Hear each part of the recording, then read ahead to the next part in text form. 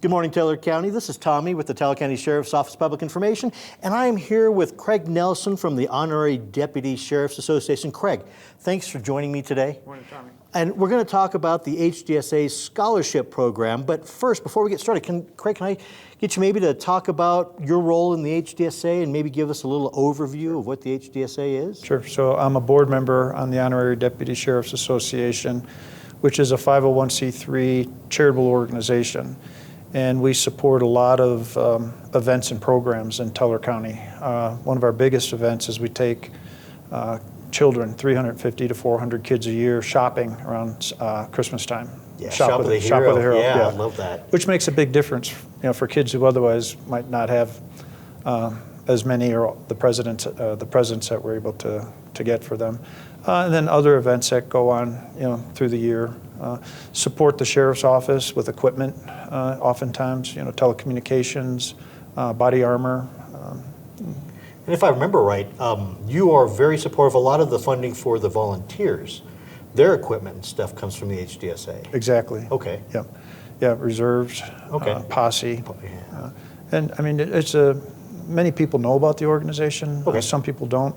But a lot of people contribute to the organization, and they can earmark their contributions for a specific purpose or just make a general contribution to the HDSA. So, for example, we get people all the time earmarking for Shop with a Hero, but today we're talking about the scholarship. Right. And should somebody want to specifically fund somebody's further education, they could go in and earmark the scholarship. Correct. If a donor felt like they wanted their funds to be earmarked and allocated specifically for that. Okay. When they make their contribution, they could say, this should go towards the scholarship program. Now, when somebody donates funds to the HDSA, what percentage would you say goes maybe to administration, and then what it goes towards the actual the programs that the HDSA supports? Yeah, almost all of the money that's contributed goes to support the programs. And we don't have, nobody's compensated. The board of directors is a voluntary board. The only outside cost we have would be tax preparation fees. Otherwise, everything goes to the various programs that the HDSA is supporting. Which, given some of the charitable organizations that we've seen, that this is maybe not a rarity, but it's important that people know that the HDSA, other than some very small, like you said, tax preparation fees, the rest of the money goes towards the HDSA's programs and supporting the community. Absolutely. And deputies. Correct. Okay. Well, so can we talk a bit about the scholarship then? Absolutely, yeah. So what is the purpose of the scholarship and maybe the width and breadth of it?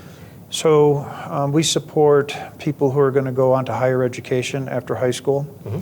And this year, the HDSA is earmarked up to $10,000. Now, this is an increase from previous years, yes? It is. Okay. Yeah. We've gradually increased it every year. This year, it's the $10,000 to be spread among various individuals. Okay. Did you have a number of students that goes among, or? It depends on the applications. Okay, gotcha. Surprisingly, we don't get that many applications, so it'd be nice if the applicants actually filled out these applications, which are completely confidential. There's a lot of information that's requested on the application, but it's confidential. They shouldn't hold back with respect to not applying because they don't want to disclose certain things. And the applicants don't have to be high school seniors. They can you can already be in school. Okay, so they can already be on the higher education and apply for the scholarship. Correct, and I don't think that's something that's well known out there. So in the schools, it doesn't have to be a 4-year college. Mm-hmm. It can be a community college.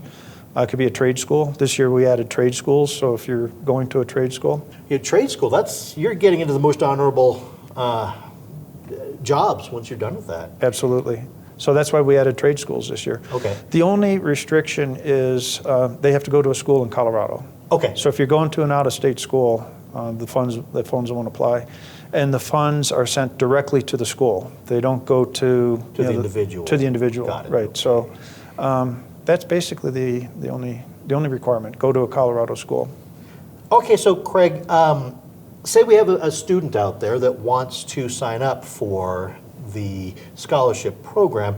How would they go about doing that? So go to the website. It's Teller County HDSA, so Honorary Deputy Sheriff Association, Teller County HDSA.org. Okay, and I'll make sure I put a link both, well, right here below us, Okay. and then I'll also put it in the show notes. Perfect, okay. And then when you go to the website, you can read more about the organization, but there'll be a link to the application. One link is to a description of the scholarship program. Click on the link for the application and then complete it and then send it back in as instructed, but you have to get the application in by April the 11th. April the 11th, okay. Yeah. So April 11th, get your applications in. And then April the 18th, we're going to review the applications and determine who to award the scholarship money to. Now, who actually reviews the applications? So we rotate frequently. I'm on the review committee this year. Okay. Teller County Commissioner Eric Stone is on the review committee this year, and so is Michael Harper. Okay. Michael is another board member on the HDSA. Now, we regularly have commissioners from Teller County that participate in this board, is that correct? Correct. Okay. Yeah. But it's also great that you have this relationship with the commissioners that you can bring them in on something like that. Speaking of which, how, things like Shop with a Hero, the scholarship program, the other things, how supportive have the commissioners been traditionally? Oh, very supportive. Okay. Yeah. No, our commissioners are very supportive of law enforcement in general in the county, but also, with respect to participating in HDSA events and things like that. So yeah, we've got a great group of commissioners. That's fantastic. So as you go through this program, and you and the commissioner sit down and work through the process of selecting which students are going to receive this grant, when that's all wrapped up, when do you look at awarding the scholarship to the students? Okay, so good question. Internally, we have the 3 people who will review the applications, and then we'll submit our recommendations to the HDSA board at the May meeting. We meet once a month, Okay. second Wednesday of every month. We'll submit our recommendations to the board, but the board actually determines who the recipients are. Okay. So that'll be determined in, well, whatever the second Wednesday of May is, and then the awards are presented shortly thereafter. So the money will be available, or the recipients will be told about mid-May whether they receive the scholarship money or not. And then, like I said earlier, they have to enroll in the school, Yeah. whether it's a 4-year community, trade, whatever, any other institution of higher learning. They have to actually enroll then, and the funds are sent directly to the institution. Now, for the awarding of the scholarship itself, when you let the students know, you bring them here and have the sheriff present it to them with the HDSA present? Correct. Okay. Yeah, it's a big deal. Yeah. And you started this years ago when you were on the HDSA. We always like to make sure that the recipients know that this isn't a gift, that they've actually earned it. Because these recipients, they've distinguished themselves in some form or fashion. Yeah. So they've earned, the money. It's not a gift to them.